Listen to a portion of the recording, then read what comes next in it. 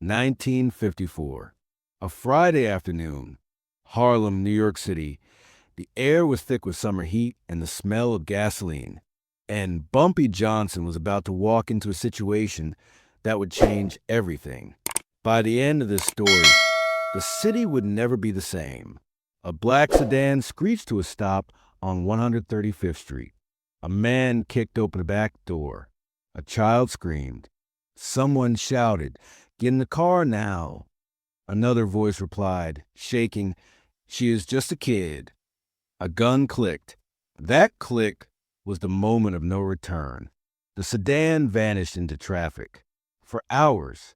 That was all the time anyone had before crime history changed forever. At 3:42 in the afternoon, a woman ran into the street screaming Bumpy's name. Her shoes were gone. Her face was bleeding. She could barely breathe. "They took her," she cried. "They took your little girl." Harlem froze. Store owners stepped out. Kids stopped playing stickball. Men on stoops stood up at the same time. Within minutes, police arrived. Two white officers. They looked bored. One of them said, "Calm down, lady." She screamed back, "They kidnapped a child." The officer shrugged. "Kids run off all the time." The crowd exploded. "You did not even ask her name." A man yelled. "You did not even write anything down." Another shouted. A woman pointed at the officer's chest. "If that was your child, you would already be in your car." The officers ignored them. They turned and walked away. That was the first injustice of the day. It would not be the last. Someone ran for Bumpy. Bumpy Johnson was sitting in his office on Lenox Avenue when the door burst open. He was calm, always calm. He was reading a newspaper, glasses low on his nose. A young man panted, "Boss, they took her." Bumpy did not move. The room went quiet. "What do you mean?" Bumpy asked softly. "They took your daughter." The paper folded slowly. Bumpy stood up. No yelling, no shaking. Only his eyes changed. "Where?" 135th Street. They drove fast. Too fast. People moved out of the way. When Bumpy arrived, the street opened for him. Mothers were crying. Men stood with fists clenched. The woman who had screamed first ran to him and collapsed. "I could not stop them," she sobbed. "They had a gun. They said if I screamed, they would kill her." Bumpy knelt beside her. He put his hand on her shoulder. "You did everything you could." He stood and looked at the street.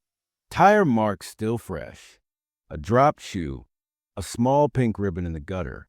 Bumpy closed his eyes for 1 second. Then he opened them. "For hours," he said. "What?" someone asked.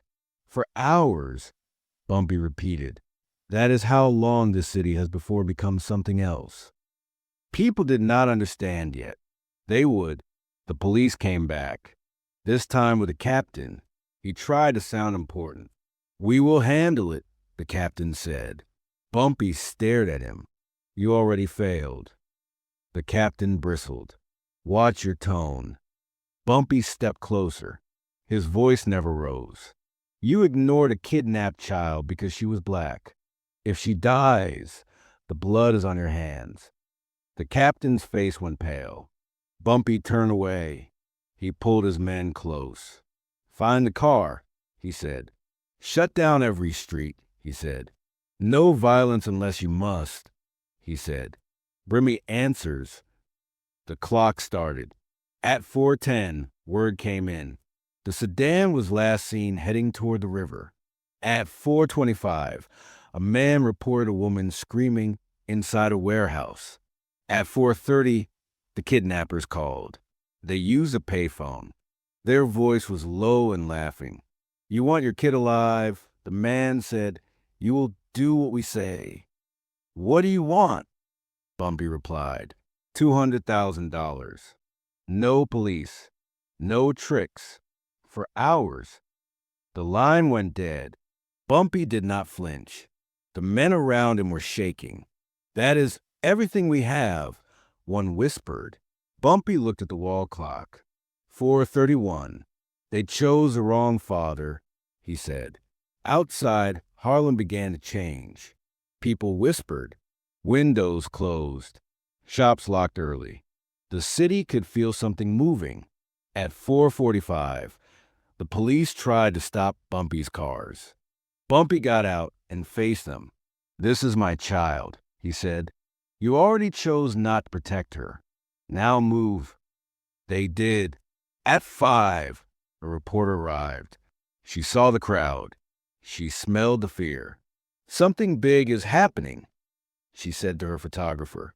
At 5:15, Bumpy learned the kidnappers were not amateurs. They were connected to men downtown. White men with money and protection. That was the second injustice. They thought Harlem would stay quiet. They were wrong. At 5:30, Bumpy sent his final order. "Bring me everyone," he said. "Tonight we end this." The sun dropped lower. The city held its breath. Somewhere, a child cried for a father. For hours. And everything was about to break. 5:37 in the evening. Harlem felt like it was underwater. Every sound was heavy. Every step carried weight.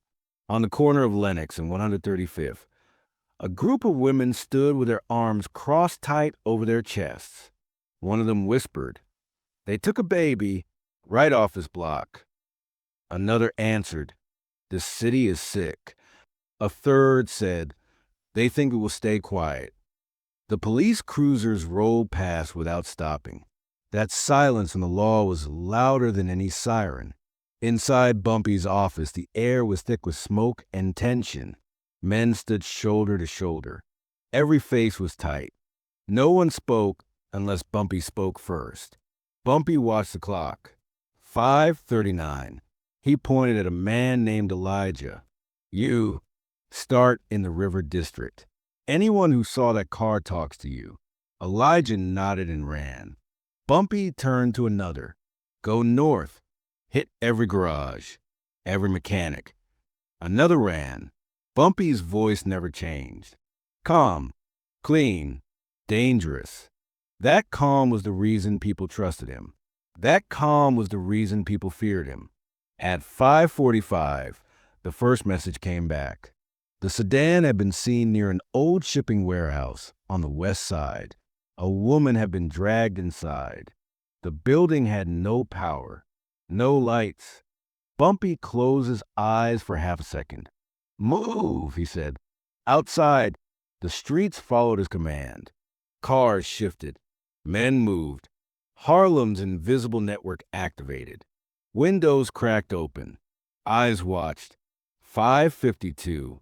The journalist from earlier stepped closer to the growing crowd. Her name was Ruth. She spoke into her recorder. "Something is happening in Harlem tonight. Police presence is low. Fear is high. People are looking to one man for protection." She watched Bumpy walk out. "That man," she whispered, "is carrying the whole neighborhood on his back." At 6:02, Bumpy reached the warehouse. The place smelled like rust and old oil. The wind pushed broken paper across the pavement. No lights, no guards in sight. A young man whispered, "This is wrong. Too quiet." Bumpy nodded. "They want me nervous." He stepped forward anyway. Inside the warehouse, they found nothing. No child, no woman, only one thing left behind. A shoe, small, pink. Bumpy picked it up slowly. His jaw tightened. The calm slipped for the first time. "They moved her," someone said. 6:12. The kidnapper's second call came. This time they were angry. "You got 10 minutes late." The voice snapped. "You think we are playing?" "Where's my daughter?" Bumpy asked. "She is fine for now." "For now," Bumpy repeated. "Next time we talk, the price goes up." The line went dead. A man in the room slammed the wall. "They will kill her." Bumpy turned. His voice was steel. "No, they will not." 6:20. The police finally returned. This time with more men. This time with threats. A lieutenant said, "You are interfering with an investigation." Bumpy stepped close enough that the man could smell the smoke on his coat. "You ignore my child's kidnapping. Now you are interfering with my rescue." The lieutenant's face burned red. Behind him, the crowd grew. A woman shouted, "Where were you when she screamed?" A man yelled, "You let them take her." The police backed up. That moment mattered. The city felt it. Something cracked. 6:30. Bumpy's informant from downtown arrived out of breath. "It is not just street men," he said. "It is bigger. White syndicate. Protection from above." Bumpy nodded. "Names." The man whispered them. Every man in the room went silent. Those names controlled ports. Money. Judges. Police chiefs. That was a third injustice. They believed Harlem was powerless. 6:40. The kidnappers sent proof of life. A trembling voice over the phone. "Daddy." Bumpy closed his eyes. His hand shook for the first time. "I am here," he said. "I am coming." The voice cried, "I am scared." Bumpy's voice broke. "I know. Hold on." The call ended. 6:47. Ruth recorded everything. The police are failing. The people are standing behind Bumpy Johnson. This is no longer about crime. This is about survival. At 6:50, Bumpy made a decision that would change crime history forever. "Give me the money," he said, "but we do not give it to them." Men stared at him. "They think tonight is about ransom," Bumpy continued. "Tonight is about taking the city back." 7 o'clock. The sun slid behind the buildings. Street lights flickered on. The clock did not stop. 7:10. The kidnappers sent a location for the exchange. A bridge near the river. 1 hour left. 7:15. The police tried to arrest one of Bumpy's men. The crowd surrounded them. The officers backed off. The balance of power shifted. 7:20. The city was no longer waiting. 7:30. Bumpy stood alone for a moment in his office. He looked at a photo on his desk. His daughter smiling. Missing tooth. Summer dress. He whispered, "I am coming." Then he walked out. The streets opened. The clock kept moving. Somewhere in the dark, the kidnappers were preparing something worse. And the 4 hours were almost gone. 7:37 in the evening. The sky over Harlem was turning the color of bruises. Purple and blue and heavy. The air felt wrong. Even the birds had gone quiet. The bridge the kidnappers chose sat low and wide over the river, its metal bones groaning each time a truck passed. Under it, water moved slow and black, the kind of place where secrets sank and never came back. Bumpy stood at the edge of Lenox Avenue and watched the city move. 7:39. He turned to his men. "Nobody fires unless I say. Nobody touches a child. Anyone who breaks that rule answers to me." They nodded. One man whispered, "What if they kill her before we get there?" Bumpy did not look away from the street. "They will not." 7:42. 2 cars rolled first. Then 4. Then more. Not fast. Not loud. Harlem's network moving like blood through veins. Barbers, drivers, dock workers, shop owners. Men who owed Bumpy favors. Men who owed him their lives. Every block lit up with eyes. 7:47. Ruth followed from a distance. Her photographer was shaking. "This feels like war," he said. Ruth whispered, "It is." 7:50. Bumpy's informant from the River District ran up. "They changed something," he said. "New men at the bridge. Not the same crew." Bumpy frowned. "How many?" "More than before. They look nervous." Bumpy nodded. "That means something broke inside their plan." 7:53. The police appeared again, this time in force. Cars, sirens, uniforms. The lieutenant from earlier stepped out. "You are not going to that bridge." Bumpy walked straight up to him. "This is my child," Bumpy said. "If you block me, you better be ready to explain to the city why she never came home." The lieutenant hesitated. Behind him, Harlem gathered. Hundreds now, faces hard, quiet, watching. The lieutenant stepped aside. 7:58. Bumpy's car rolled toward the bridge. The city followed. 8:02. The bridge loomed above them, rusted, tall, echoing with the sound of passing traffic. Under it, shadows swallowed everything. A man stepped out of the dark. He held a gun. "You came alone," the man said. Bumpy stepped forward. "Show me my daughter." Another man appeared, then another, guns in every direction. From the shadows, a small figure emerged, crying, shaking. Her hands were tied. Bumpy's heart almost stopped. "Daddy," she sobbed. Bumpy forced himself to stay calm. "I am here." 8:05.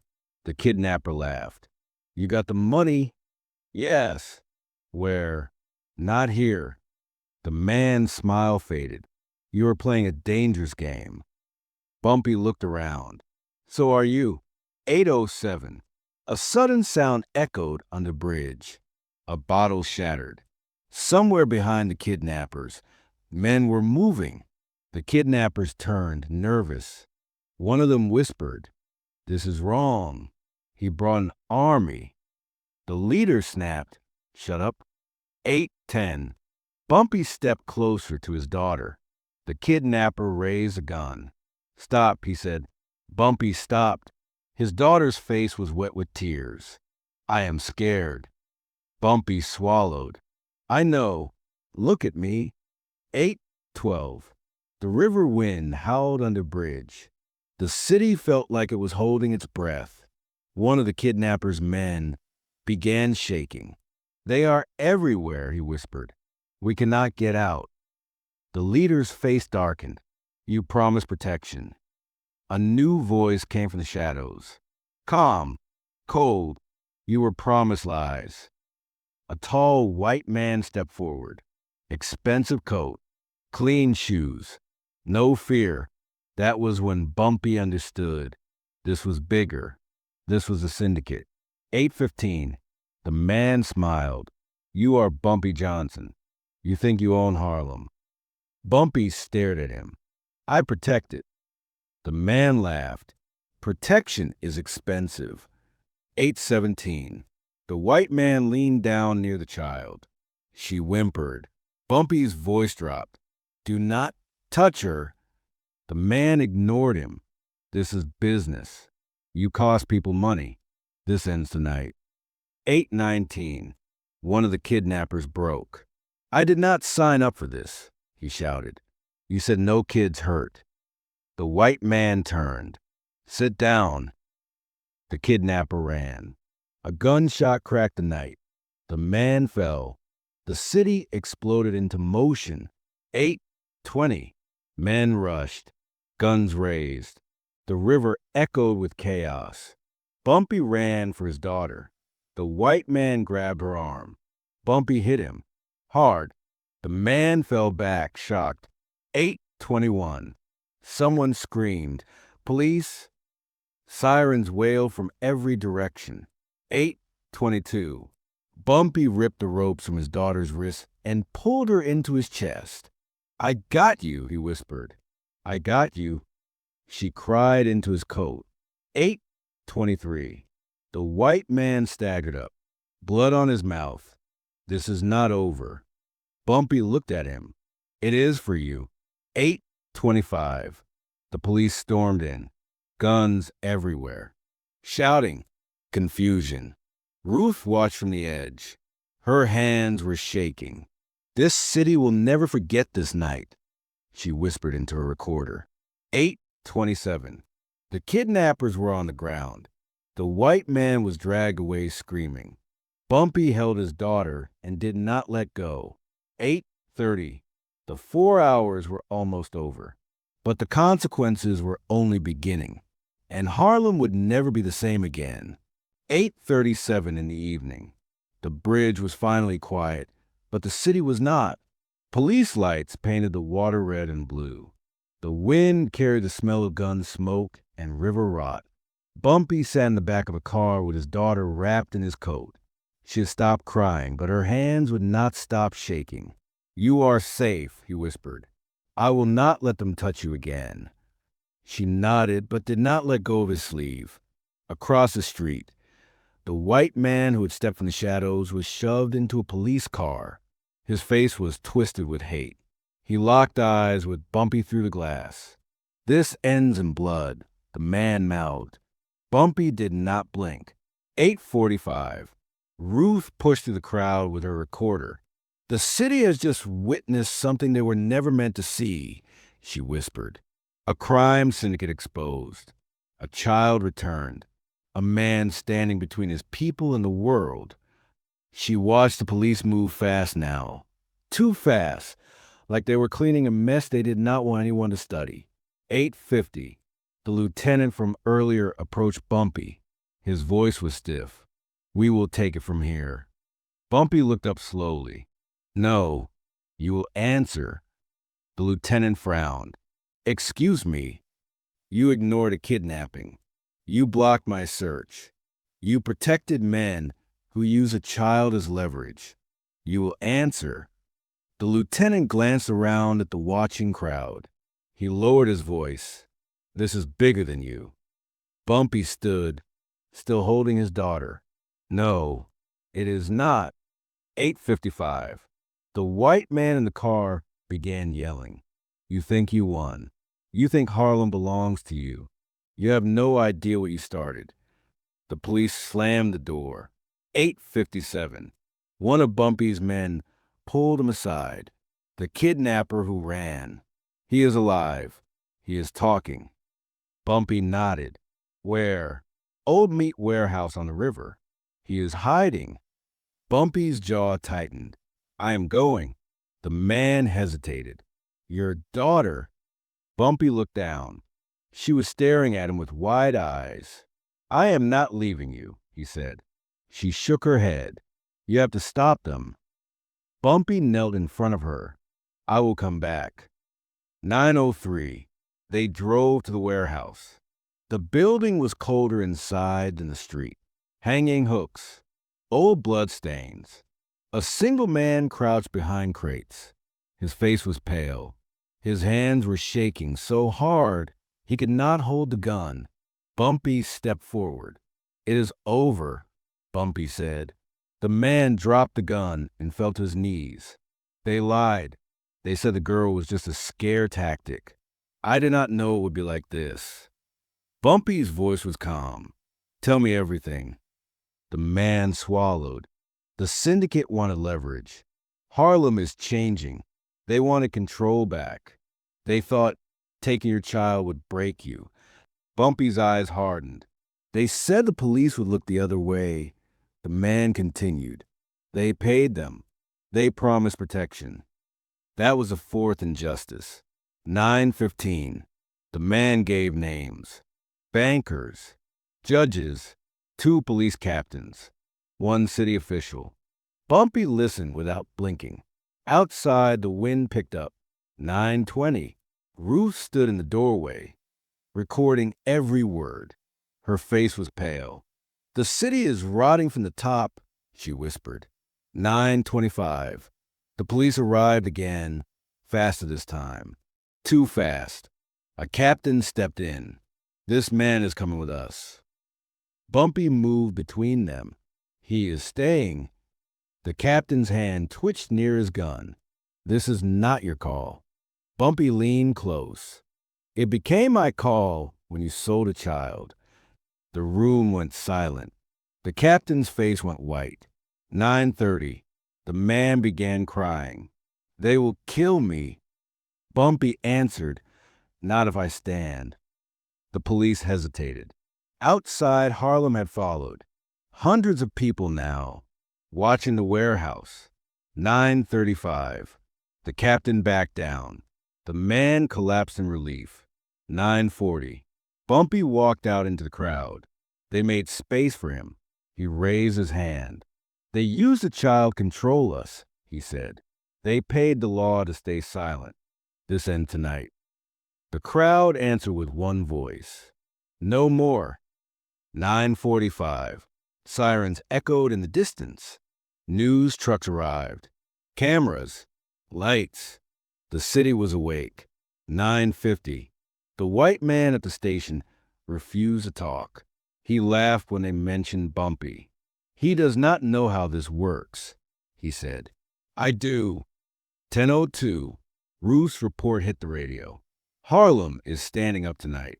A crime syndicate has been exposed. Corruption reaches the highest offices.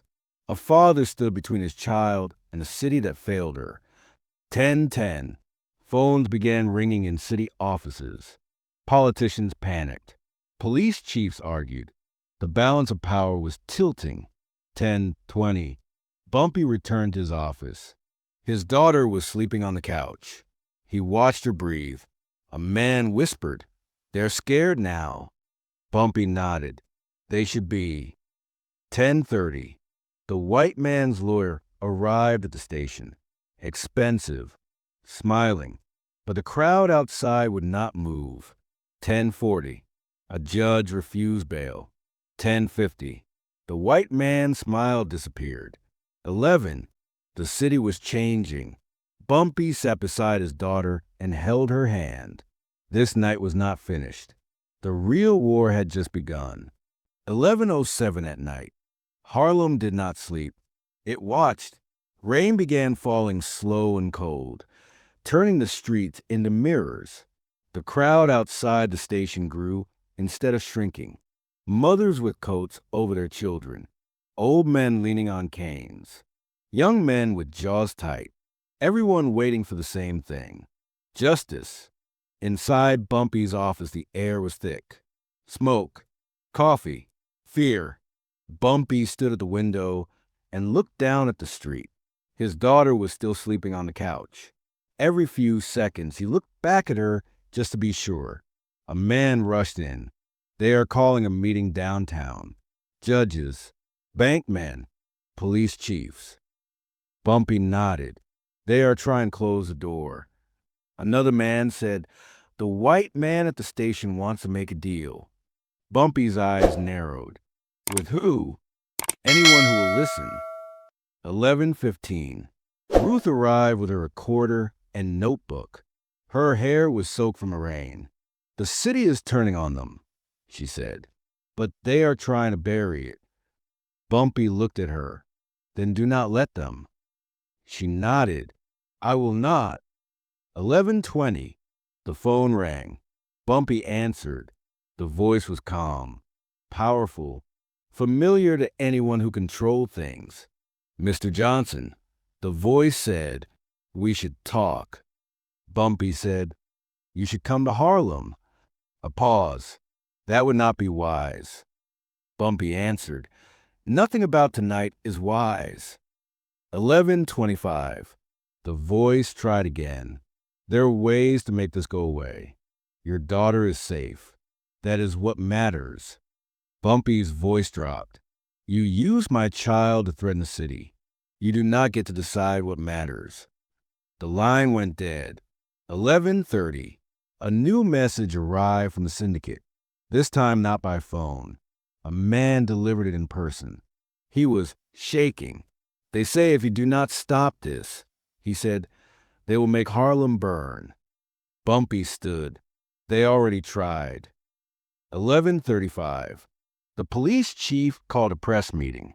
The word spread fast. They were going to lie. Ruth grabbed her coat. "They are going to bury the truth." Bumpy said, "Then we dig it up." 11:40. They went together. Cameras everywhere. The chief stepped up and spoke about a small incident, a misunderstanding. No mention of kidnapping. No mention of corruption. Ruth pushed forward. "Why was the child taken? Why were your officers paid? Why was the syndicate protected?" The room froze. The chief's face twitched. This is inappropriate. Ruth raised a recorder. The city deserves the truth. The crowd outside roared. 11:47. The chief left the podium. The lie collapsed. 11:50. The white man at the station was screaming, "You cannot hold me." But they did. Midnight. The city crossed a line. Inside Bumpy's office, his daughter woke up. She walked to him and wrapped her arms around his waist. "They will not come back," she whispered. Bumpy knelt and held her face. "No, they will not." 12:10. The syndicate made its move. Black cars rolled into Harlem. Men stepped out, armed, angry. The crowd did not move. A tall man shouted, "Go home." No one did. 12:15. Bumpy walked out into the rain. The car stopped. He raised his hand. "This is over," he said. "Leave." The men hesitated. From the crowd, someone shouted, "This is our street." Another voice answered, "You do not own us." 12:20. The syndicate men backed away. That moment mattered. The city felt it. 12:30. Ruth's report went national. A child taken. A city betrayed. A father who stood. 12:40. Phones rang across the country. One in Washington. 12:50. Orders were given. 1 o'clock in the morning. Arrest began. Quiet at first, then loud. Police captains, city officials, judges. The fall started. 1:15. The white man's lawyer quit. 1:20. The white man cried. 1:30. Bumpy sat beside his daughter again. She was drawing on a piece of paper. A house. A son. Two people holding hands. "This is us," she said. Bumpy swallowed. 1:40. A man burst in. "They want to meet. The top ones. Now." Bumpy stood. "Where?" "Downtown." Bumpy looked at his daughter. She nodded. 2 o'clock. The city waited. The real confrontation was coming. And nobody was ready for what Bumpy Johnson was about to do. 2:06 in the morning. Downtown Manhattan. The rain had stopped, but the streets still shined like they were bleeding light. The building where the meeting was called stood tall and quiet. Marble walls, gold doors, guards in dark coats. The kind of place where men decided the fate of cities without ever touching the ground. Bumpy walked in alone. No gun in his hand. No fear in his eyes. The elevator climbed slow. Every floor felt like a heartbeat. 2:10. The doors opened. A long table. 10 men. White. Rich. Powerful. Their faces were calm, but their hands were not.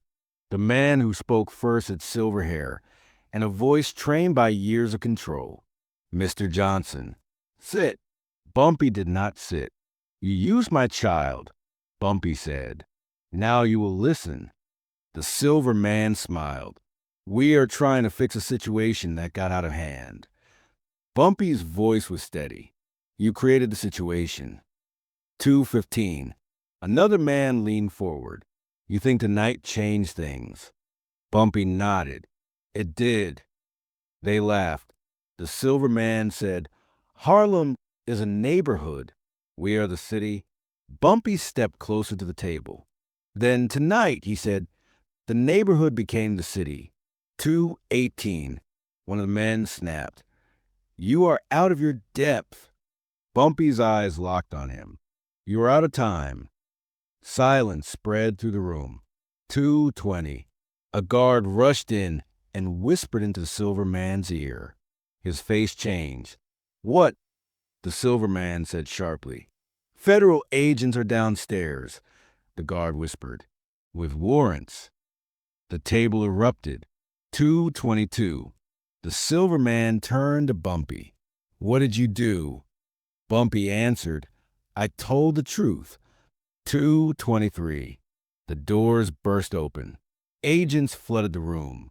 Guns out, shouting names, hands on the table. Do not move. You are under arrest. The men froze. 2:25. The silver man was cuffed, his face twisted with disbelief. This is not possible, he said. We own the courts. Bumpy replied, not anymore. 2:28. As they were dragged away, one man screamed at Bumpy, you destroyed everything. Bumpy said, you destroyed it when you touched my child. 2:30. Outside, the cameras waited. Flash after flash. The story exploded. The city watched the powerful fall. 2:35. Bumpy returned to Harlem before sunrise. His daughter was awake, sitting on the couch. She ran to him. Did you win? She asked. Bumpy knelt and held her. We all did. 3. The sun began rising over Harlem. The night of fear was over, but the consequences were just beginning, and nothing in the city would ever be the same again. 3:12 in the morning. Harlem was quiet for the first time since the screams. Not peaceful. Quiet like the air after a storm when everyone is afraid to breathe too loud. Bumpy stood on the sidewalk outside his building. The sky was turning gray. The streetlights were still on. The crowd from earlier had thinned, but the feeling in the street had not. Something permanent had happened. Everyone knew it. Nobody had words for it yet. Ruth approached him slowly. Her eyes were red from staying awake too long. You just cracked the city open, she said. Bumpy looked down the block, where kids would soon be walking to school. The city cracked itself. 3:20. Inside the building, his daughter slept again, this time without shaking.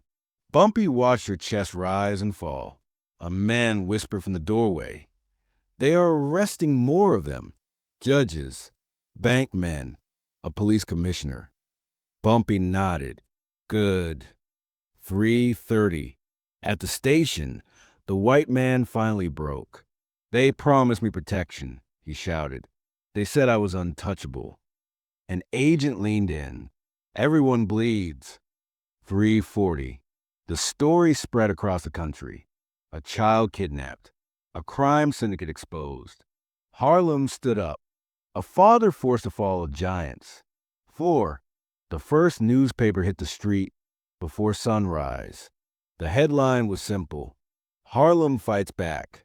4:10. Bumpy walked his daughter to the window. The sun was climbing. Is it over? She asked. Bumpy hesitated. The worst part is 4:20. The crowd returned. Bigger than before. People hugged each other. Strangers cried. Men who never showed emotion wiped their faces. An old woman said, "The city belongs to us today." 4:30. The police tried to restore order. They were polite now. Careful. That change mattered. 4:40. At City Hall, emergency meetings ran into each other. Resignation stacked up. Nobody wanted to be the last one holding the lie. 5. The first arrest of a sitting judge happened. 5:15. The mayor's office released a statement about corruption and reform. Nobody believed it yet. 5:30. Bumpy met with community leaders, pastors, teachers, shop owners. What do we do now? One asked. Bumpy said, we protect each other. 5:45. The white man was transferred to federal custody. No smile left on his face. No power in his voice. 6. Ruth published her full investigation. Names, dates, payments. The city shook again. 6:10. Men who once controlled ports and banks were running from cameras. 6:20. Bumpy's daughter drew another picture. This one showed many people holding hands around a house. This is Harlem, she said. Bumpy smiled for the first time. 6:30. The radio announced more arrests. 6:40. Harlem began its day. Kids walked to school. Shops opened. The streets felt different. Not safe, but stronger. 6:50. Ruth stood on the same corner where the kidnapping began. She spoke into her recorder. The city crossed a line tonight. The people did not look away. They did not stay silent. The balance of power moved. 7. Bumpy sat on the steps of his building with his daughter beside him. "You were brave," he told her. She shook her head. "You were." 7:10. A man approached him and said quietly, "They will never forgive you." Bumpy answered, "They do not have to." 7:20. The sun was fully up. The villains were falling. The victims were rising. And Harlem was standing in the middle of it all, finally seen. But the story was not finished. Not even close. 7:30 in the morning. Harlem was wide awake. Newspapers stacked on every corner. Radios pouring out of open windows. People reading the same words again and again like they could not believe them yet. The city was finally saying the truth out loud. Bumpy walked through the neighborhood with his daughter beside him. For the first time since the kidnapping, he did not have men around him. He did not need them. The street itself was watching now. A man stepped out of a barber shop and said, "You changed the rules last night." Bumpy answered, "The rules were already broken." 7:40. At federal headquarters, more men fell. One police chief resigned. A judge was removed. A banker was taken in. Each name carried weight. Each arrest shook the city again. 7:50. Ruth stood in front of a group of reporters. "This is not about one child. This is about a system that believed it could crush a community and stay invisible." 8. Phones rang across the country.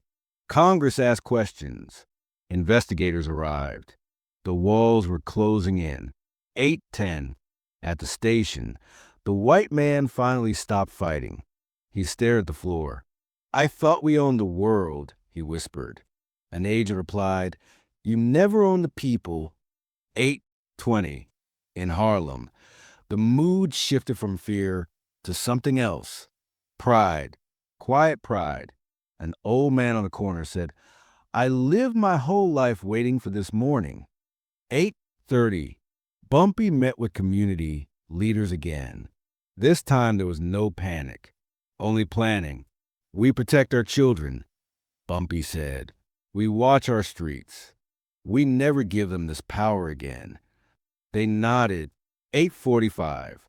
Ruth followed Bumpy outside. "You know this is not over," she said. Bumpy looked down the street where his daughter was skipping over sidewalk cracks. "I know," he said, "but it started here." 9. The city council announced an investigation into the police department. 9:10. The mayor's office released another statement. This one sounded afraid. 9:20. The white man syndicate partners began turning on each other. 9:30.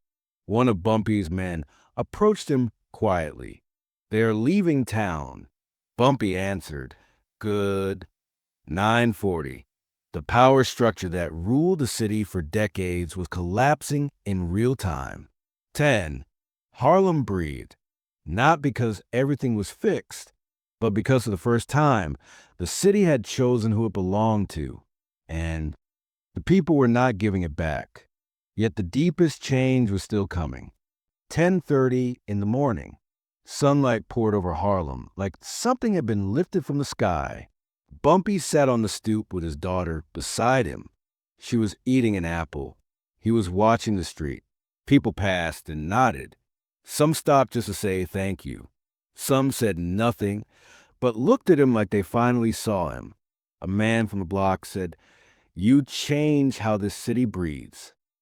Bumpy replied, "The city decided to breathe." 10:40. Ruth arrived with fresh papers under her arm. She handed one to Bumpy. The headline stretched across the page. "The night Harlem took back its future." She said, "They will study this moment." Bumpy folded the paper and set it down. Then they should understand why it happened. 10:50. His daughter leaned against him. Are the bad men gone? Bumpy did not lie. Some of them. She nodded. That is enough for today. 11. At City Hall, emergency laws were announced. New oversight. New investigations. Old systems breaking apart. 11:10. Across the river, offices were being emptied in silence. The men who once ruled everything were now ghosts. 11:20. Bumpy walked his daughter to school. Other parents stopped him. Some cried. One woman grabbed his hand and said, "You protected all of us." Bumpy answered, "You protected each other." 11:30. He watched his daughter enter the building. She turned and waved. That wave mattered more than anything else. 11:40. Ruth stood across the street writing. "This was never about power," she whispered into a recorder. "It was about responsibility." 11:50. Bumpy returned to Lenox Avenue. He looked up and down the street. This was his home. This was his fight. This was his legacy. No statue would ever be built for this. No medal. No parade. But the people would remember. Noon. The city kept moving. And somewhere inside his heartbeat, the echo of that night would never fade. But one final truth remained to be spoken. 12:20 in the afternoon. Harlem stood in full daylight. No sirens. No shouting. Just the sound of a city that had survived itself. Bumpy walked alone down Lenox Avenue. Every step felt heavier and lighter at the same time. Heavy with what had happened. Light with what would never happen again. A boy ran past him laughing. A woman opened her shop door and let the sun inside. An old man sat on a milk crate and nodded once when Bumpy passed. That nod was everything. 12:30. Bumpy stopped at the same corner where it all began, where the shoe had fallen, where the screaming had split the air, where the city had crossed a line it could never uncross. He closed his eyes.